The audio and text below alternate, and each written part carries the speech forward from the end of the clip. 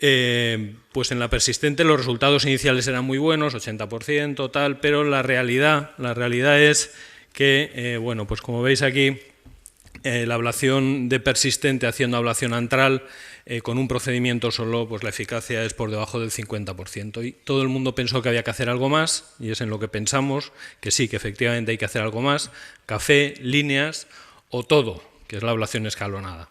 Los cafés, la idea de los cafés viene de este artículo que conocéis perfectamente, en el cual pues Nademaní comprobó que, a ver si consigo, eso es, que estos electrogramas tremendamente rápidos y fragmentados, electrogramas de bajo voltaje, ablacionándolos de forma, bueno, pues como un bombardeo alrededor de la zona que presentaban estos electrogramas, pues reportó unos resultados francamente buenos, 91% de eficacia al año en una población combinada de paroxística y persistente.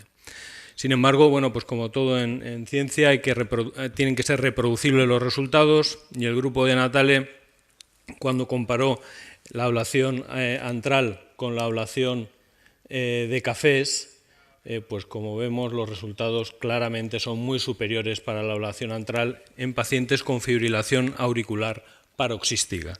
Y esto en un metaanálisis recientemente publicado en Heart Rhythm, pues vemos que efectivamente la ablación de cafés respecto a la paroxística sola no aporta absolutamente nada. Por tanto, la ablación de cafés en pacientes con fibrilación auricular paroxística, ya sé que no es el tema, pero me sirve para introducirlo, no aporta nada. ¿Y por qué no aporta nada, o pensamos que no aporta nada? Bueno, pues porque la definición de cafés es bastante confusa. Los investigadores definen cafés como electrogramas con una longitud de ciclo muy corta, e incluso electrogramas en los cuales la longitud de ciclo es menor que la del seno coronario, y toman esa como referencia sin saber muy bien por qué. En cualquier caso, electrogramas de longitud de ciclo corta, rápidos, electrogramas fragmentados y electrogramas con actividad prácticamente continua. En este estudio del doctor Oral, realizó ablación de cafés solo y exclusivamente en la aurícula izquierda, y como vemos, bueno, pues realizó una serie de lesiones a lo largo de la aurícula izquierda, y él encontró una eficacia tras un procedimiento único realmente baja, 33%, y tras múltiples procedimientos logró alcanzar ese 60%, que parece que es el estándar con la circunferencial, pero a costa de realizar varios procedimientos en casi la mitad de los pacientes y tener una tasa de flúteres atípicos tremendamente alta, obligando también a hacer otros procedimientos. Nademaní se mosqueó un poco, le escribió la editorial, y en la editorial le decía pues, que no hacían las cosas muy bien, que no mapearon la aurícula derecha, que había que mapear más, que ellos obtenían pocos puntos, que los parámetros de ablación que utilizaban eran inadecuados, en el sentido que utilizaban baja potencia y baja temperatura. Verdaderamente con 70 vatios no creo que haya mucha gente hoy en día aplicando en la aurícula izquierda, pero bueno.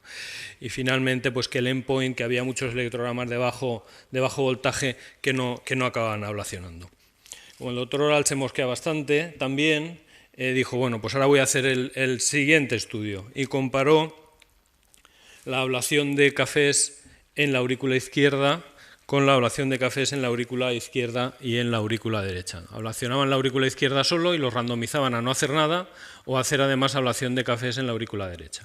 Y vieron, bueno, pues que los resultados eran nada espectaculares, 24, 30, con una serie de redus bastante parecidos, pero en cualquier caso la eficacia a largo plazo 52 para 58%, verdaderamente no aporta mucho la ablación de cafés en la aurícula derecha, y resultados parecidos a la circunferencial.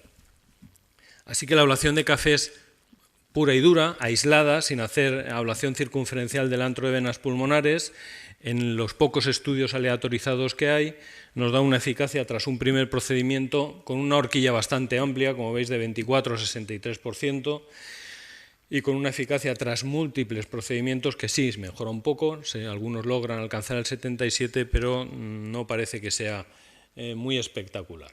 De tal manera que, ¿cómo podemos explicar estos resultados? Verdaderamente son resultados prácticamente equivalentes a ablación circunferencial amplia.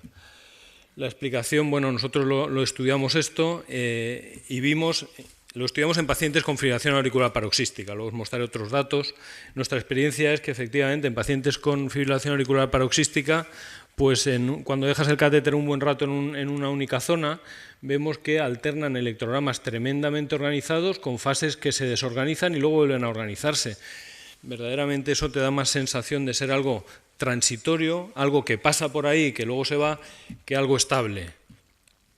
Y efectivamente, al cuantificar los electrogramas organizados y los desorganizados, vemos que un porcentaje no despreciable, cuando dejabas 5 minutos el catéter en un sitio determinado de la pared posterior, pues un tercio eran electrogramas organizados. Electrogramas organizados de este estilo, que al obtener un mapa de activación, pues mostraban un frente de onda que despolarizaba la pared posterior de la aurícula izquierda, y que ese frente de onda tenía origen en el punto que se activaba con mayor rapidez, el punto de alta frecuencia, localizado en este caso en la vena pulmonar inferior izquierda. Y los electrogramas fragmentados efectivamente coincidían con zonas en las cuales se formaban reentradas tipo rotor alrededor de los antros de las venas pulmonares. Confirmando estos resultados, recientemente se ha publicado por el grupo de Heisager, que no olvidéis que ha realizado durante muchos años ablación de cafés, este estudio en el cual pues, muestran que los cafés se relacionan con zonas de colisión de frentes de onda y zonas de conducción lenta, y que son zonas funcionales por naturaleza, es decir, que estando en ritmo sinusal, no existiendo ningún tipo de fraccionamiento, durante fibrilación auricular puede haber un fraccionamiento o no, pero que ese fraccionamiento no se debe a que ese punto esté manteniendo la fibrilación auricular, sino que es una zona pasiva, bien por colisión de ondas o por conducción lenta. Por tanto, bueno, pues hablan del aspecto dinámico de estos cafés y parece como que se descuelgan un poco de la necesidad de hacer ablación de estos electrogramas. Del mismo modo, cuando realizamos ablación de venas pulmonares y obtenemos un mapa de cafés antes y después de hacer ablación circunferencial de venas pulmonares, antes de hacer ablación circunferencial vemos que hay cafés en amplias zonas de la aurícula izquierda, y al hacer solamente con hacer ablación circunferencial de las venas pulmonares los cafés desaparecen. Por tanto, no serían tan importantes si se han ido nada más haciendo ablación circunferencial de venas. Y como vemos, pues al hacer ablación circunferencial hay una reducción tremenda de los cafés en las venas pulmonares y también en otras zonas de la aurícula izquierda. Estos son los resultados. Lo que he mostrado hasta ahora era ablación de cafés solo y exclusivamente. Cuando añadimos la ablación de cafés al procedimiento estándar, hoy en día aceptado por todos, de aislamiento circunferencial amplio del antro de las venas, termino enseguida, vemos que los resultados mejoran un poco, sin ser tremendamente espectaculares. Me salto estas diapositivas en las cuales únicamente muestro pues, cómo queda la aurícula. Efectivamente hemos ganado algo, mejoramos en eficacia, pero hemos eliminado una cantidad de tejido auricular enorme. Y cuando hacemos un análisis de la eficacia, pues vemos que sí, efectivamente, incrementamos esa eficacia alrededor del casi el 60% con un solo procedimiento de ablación combinada circunferencial y cafés, con más de 2 procedimientos, y si además añadimos fármacos, pues mejoramos.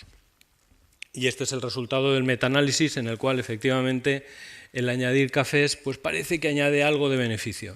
No es un beneficio incremental de entre el 10 y el 15%, tampoco es que sea una cosa espectacular. Pero ¿a costa de qué? A costa de prolongar significativamente el procedimiento, la fluoroscopia, y estos investigadores no lo analizan, pero también posiblemente podrían aumentar las complicaciones y la disfunción auricular, que ya se ha reportado en algunos estudios. ¿Por qué parece que puede ser útil en algunos pacientes la ablación de cafés? En algunos pacientes de fibrilación auricular persistente. ¿Por qué? Pues por esa definición compleja que os he comentado. Los cafés son electrogramas fragmentados, y los electrogramas fragmentados en este estudio ya con unos cuantos años se localizan alrededor de las zonas que se activan con más alta frecuencia en la aurícula izquierda. Por tanto, si rodeamos esas zonas de alta frecuencia mediante lesiones de ablación, podemos estar abordando esas zonas que están manteniendo la fibrilación auricular.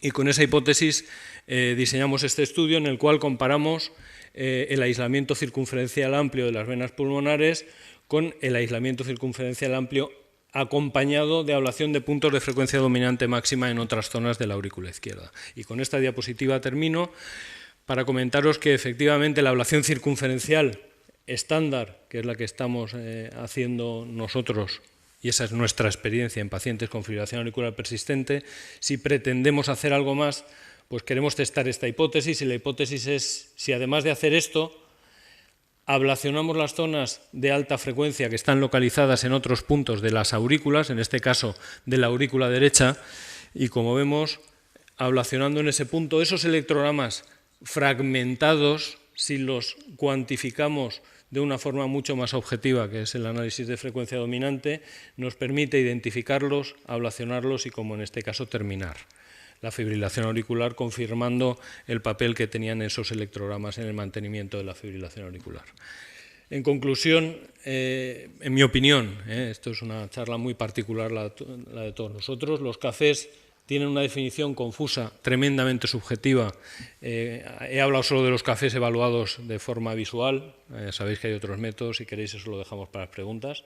Pero en cualquier caso pienso que sigue siendo también, aunque sea con métodos cuantitativos, su evaluación es subjetiva.